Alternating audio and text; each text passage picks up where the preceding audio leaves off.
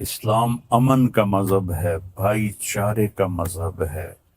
میں صرف مولانا نہیں ہوں، اس سے زیادہ میں نے ہسٹری کو پڑھا ہے، لہذا میرے سامنے ایسے شیشے کی طرح ہسٹری ہے کہ ہندو آپس میں کتنا لڑے مہاراجے، اور کیسے انہوں نے ایک دوسرے کو گاجر مولی کی طرح کاٹا، اور مراٹھوں نے ہندو مسلم کی تفریق کے بغیر کس طرح خون کی ندیاں بہائیں، اشوک نے کس طرح لاشوں کے انبار لگا دیے تھے۔ اور میں اپنے نبی پہ قربان جاؤں، جب انہوں نے مکہ فتح کیا 18 برس کی دشمنی تھی کہ ہم نے محمد بن عبداللہ کو قتل کرنا ہے۔ یہ وہ لوگ نہیں تھے جو صرف سیاسی اختلاف تھا یا چھوٹی موٹی کوئی دشمنی تھی، اس درجے کی دشمنی تھی کہ اس کو قتل کرنا ہے۔ جب میرے نبی فاتحانہ مکہ میں داخل ہوئے تو آپ ایسے نہیں بیٹھے تھے اونٹنی پر، آپ اس طرح سر جھکا کے بیٹھے تھے۔ آپ کے پیچھے حضرت اسامہ بن زید بیٹھے تھے، آپ کی لیفٹ سائڈ پر حضرت ابو بکر رضی اللہ تعالی عنہ کی اونٹنی تھی، اور آپ کے لیفٹ پر حضرت اسید بن حضیر رضی اللہ تعالیٰ عنہ تھے، اور حضرت عمر رضی اللہ عنہ صفوں کو سیدھا کرتے ہوئے چل رہے تھے۔ اور میرے لوگ جب داخل ہوتے ہیں تو فاتحانہ تو ایسے داخل ہوتے ہیں، اور کہتے ہیں گاجر مولی کی طرح کاٹ دو، نہ بچہ چھوڑو نہ بڑا چھوڑو۔ میرے نبی ایسے داخل ہوئے تھے، کجاوا جو ہوتا ہے نا، اس کے اوپر آپ کی ٹھوڑی لگی ہوئی تھی، اور آپ کہہ رہے تھے لا الہ الا اللہ وحدہ، وہی ہے ایک اکیلا اللہ جس کا کوئی شریک نہیں، نصر عبدہ، اس نے اپنے بندے کی مدد کی، انجز وعدہ، اس نے اپنے وعدے کو پورا کیا، وہزم الاحزاب وحدہ، اور اس نے لشکروں کو شکست دی۔ اب سارا مکہ حرم شریف میں جمع ہے، اور آپ بیت اللہ کے دروازے پر اس طرح دونوں چوکٹوں کو پکڑ کر کھڑے ہوئے ہیں اور فرما رہے ہیں اب میں کیا کروں گا تمہارے ساتھ۔ خود قرآن کہتا ہے ان الملوک اذا دخلوا قریۃ افسدوها وجعلوا اعزۃ اہلها اذلۃ وکذلک یفعلون۔ بادشاہ جب ملک فتح کرتے ہیں عزت داروں کو ذلیل کر دیتے ہیں اور تباہ و برباد کر دیتے ہیں، لاشوں کے ڈھیر لگا دیتے ہیں۔ تو آج سارا مکہ انتظار کر رہا تھا کہ اب محمد کی تلوار چلے گی صلی اللہ علیہ وسلم۔ آپ نے فرمایا میں کیا کرنے والا ہوں تمہارے ساتھ؟ تو سہیل بن عمرو ابھی مسلمان نہیں ہوئے، قریشی سردار ہیں، کہتے ہیں آپ بڑے سخی ہیں، سخی کے بیٹے ہیں، سخاوت کی امید ہے۔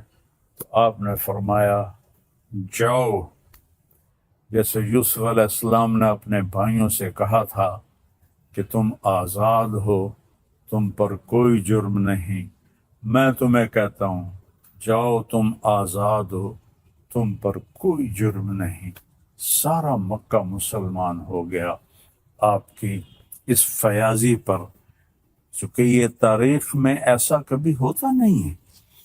پھر آگے میں 2-3 واقعات سناؤں گا جس سے اسلام کا مزاج آپ کے سامنے آئے گا۔ دمشق پہ حملہ ہو رہا تھا جو شام کا کیپٹل تھا، اور جو رومن امپائر تھی اس کے 2 کیپٹل تھے، گرمیوں میں استنبول اور سردیوں میں انطاکیہ جو آج ترکی میں ہے، یہ اس وقت شام میں تھا۔ تو 2 طرف سے حملہ صحابہ نے کیا، ایک طرف سے خالد بن ولید، دوسری طرف سے ابو عبیدہ بن جراح رضی اللہ تعالیٰ عنہ۔ خالد ابن ولید فتح کرتے کرتے کرتے ایک بہت بڑا گرجا تھا، اس کے آدھے تک پہنچ گئے تھے کہ ادھر سے ابو عبیدہ ایک دم آئے اور کہا تم تلوار چلا رہے ہو، میں نے تو ان کی صلح کی اپیل منظور کر رہی ہے۔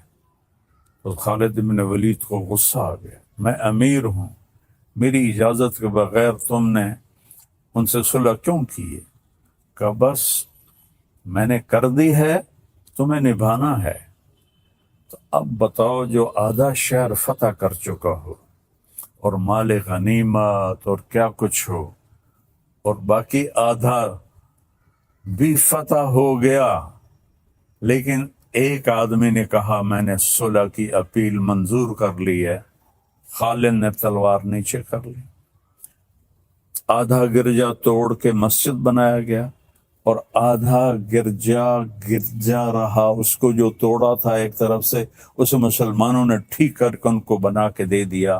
پھر ولید ابن عبد الملک کے زمانے میں کوئی 60-70 سال بعد اس نے عیسائیوں سے وہ گرجا خریدا منہ مانگے بول پر، اور وہ مسجد بنائی جو آج دمشق میں ہے۔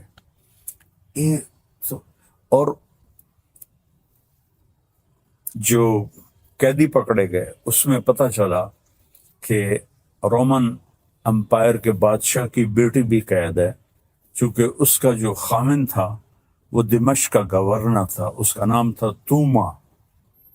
تو حضرت خالد کو پتہ چلا کہ وہ قیدیوں میں ہے، تو انہوں نے فوراً اس کو وہاں سے نکلوایا، الگ خیمہ، اس کی باندیاں نوکرانیاں، اور اوپر صحابہ کا پہرا لگا دیا۔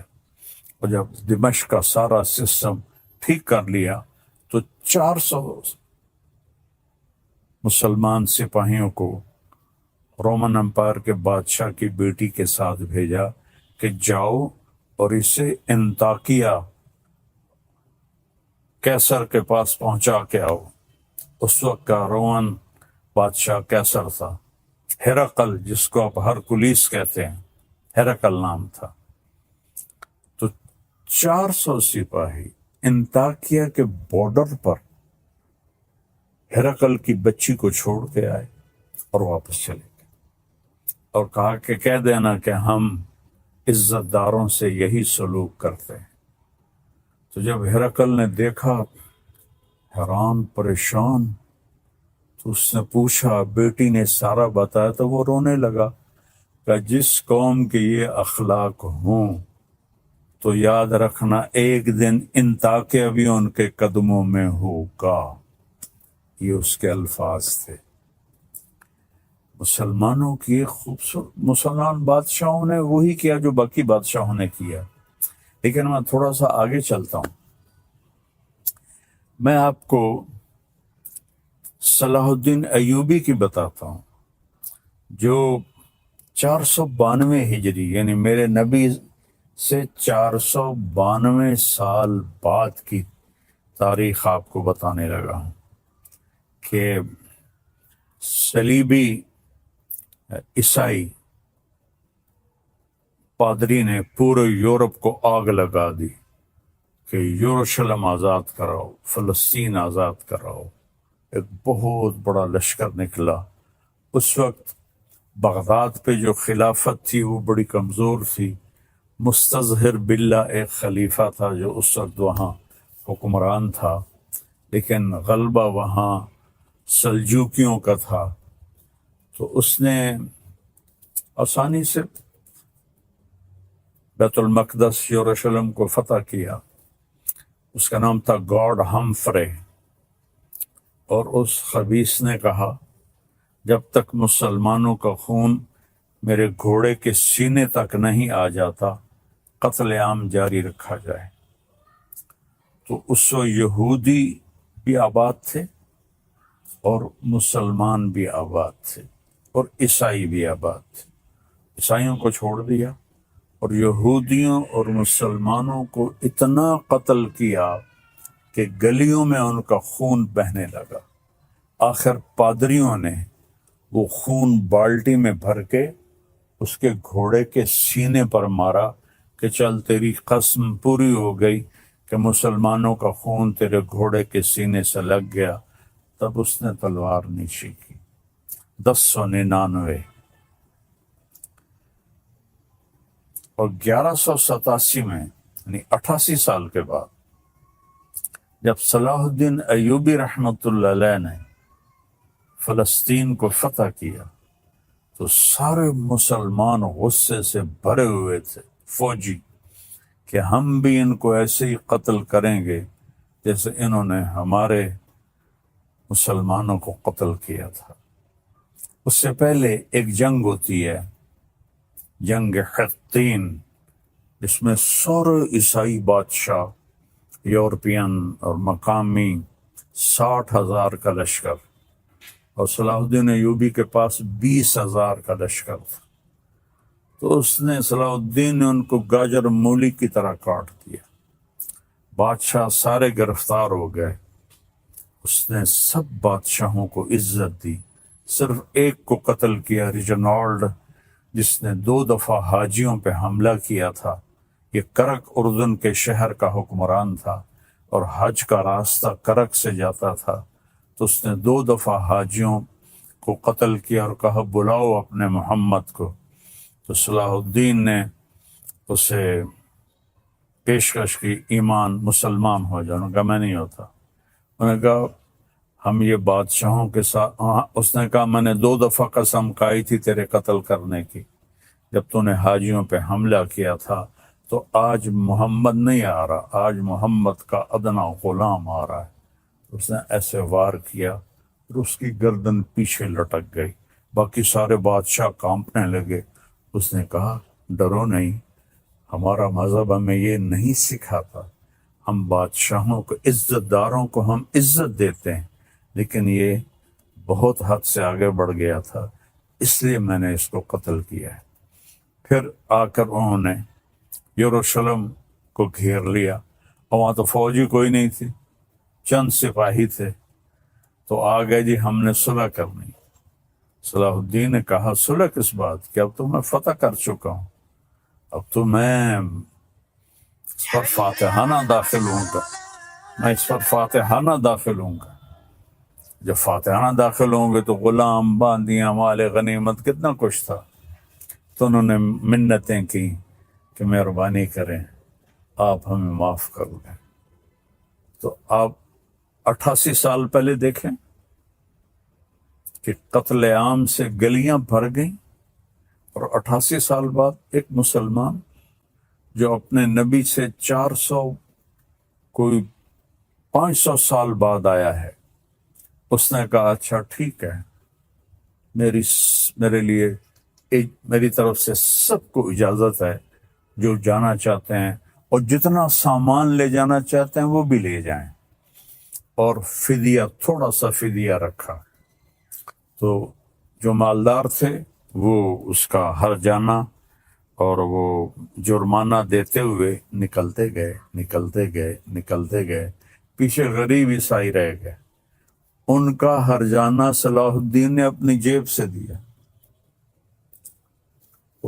اور کچھ باقیوں نے کہا جی ہم رہنا چاہتے ہیں. کہا بسم اللہ رہو. نہ کسی گرجے کو نقصان پہنچایا، نہ کسی عیسائی پر تلوار اٹھائی.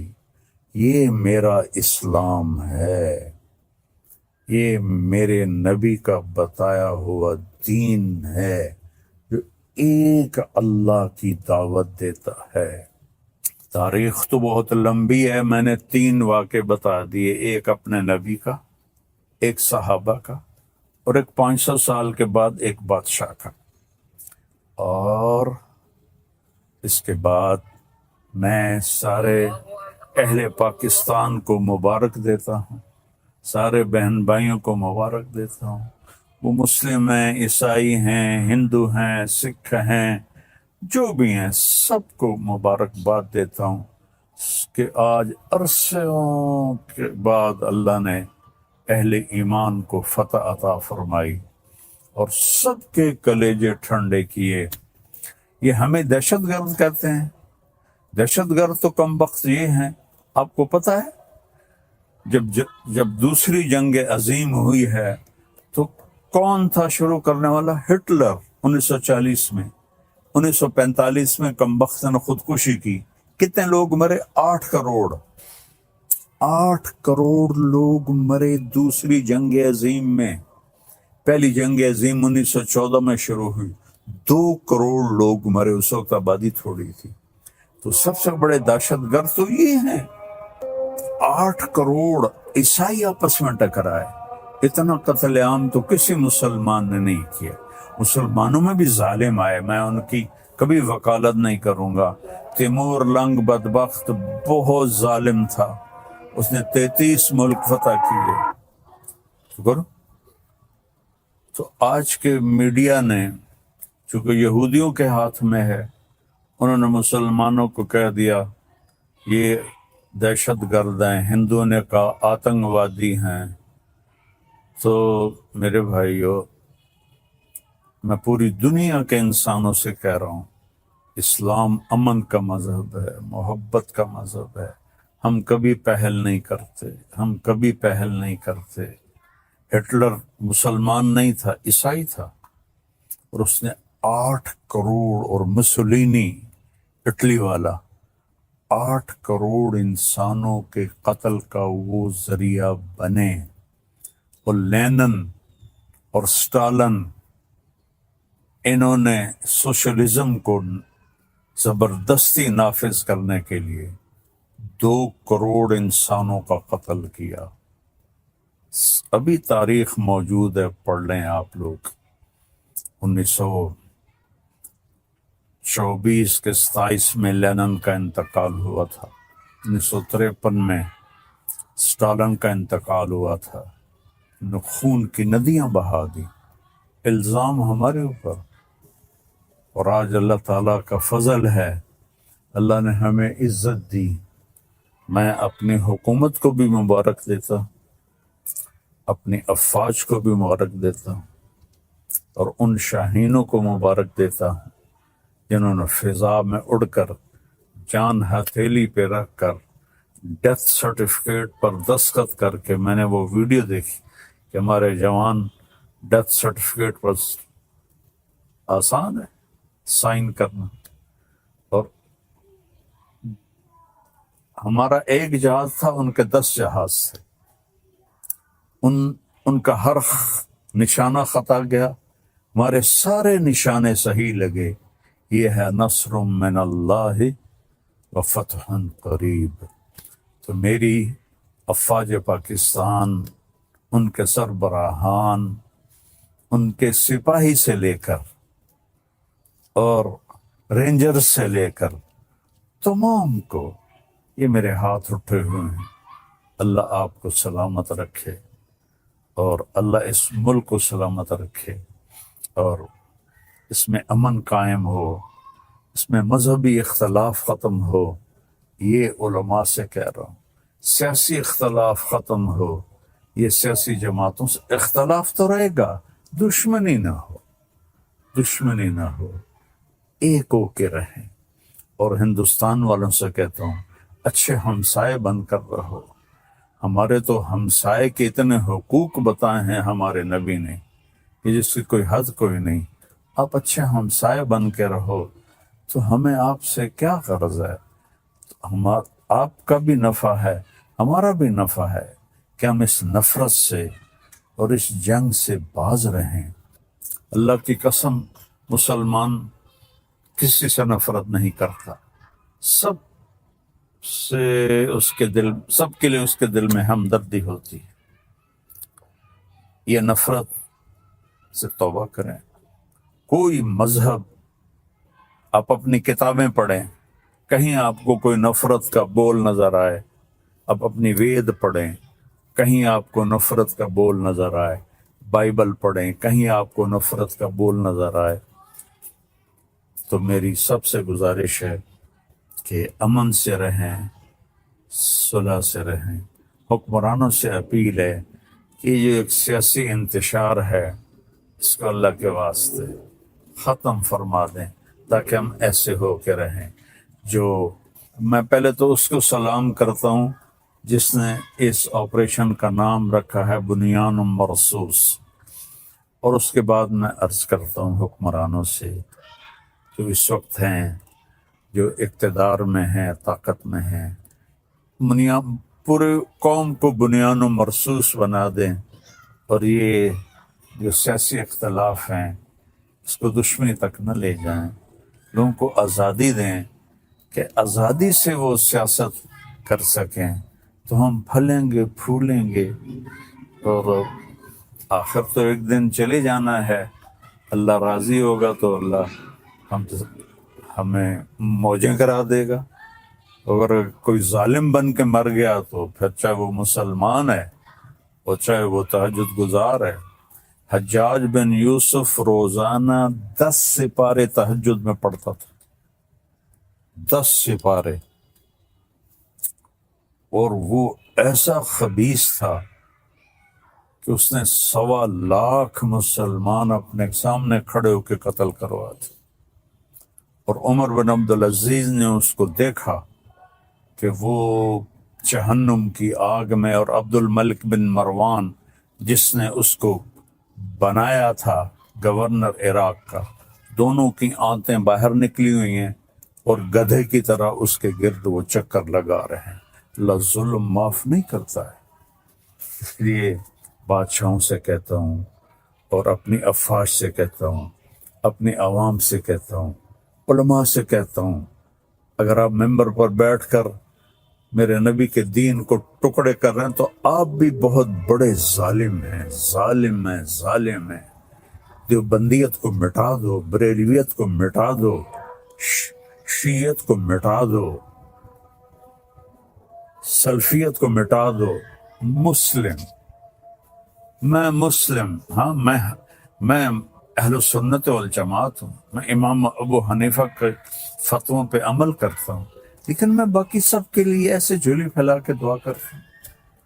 تو یہ میرا آخری پیغام ہے کہ ہم اور نہیں تو سارے ایک دفعہ قومی ترانہ پڑھ لیں اور اسے یاد کر لیں اور اس کا مطلب دیکھ لیں۔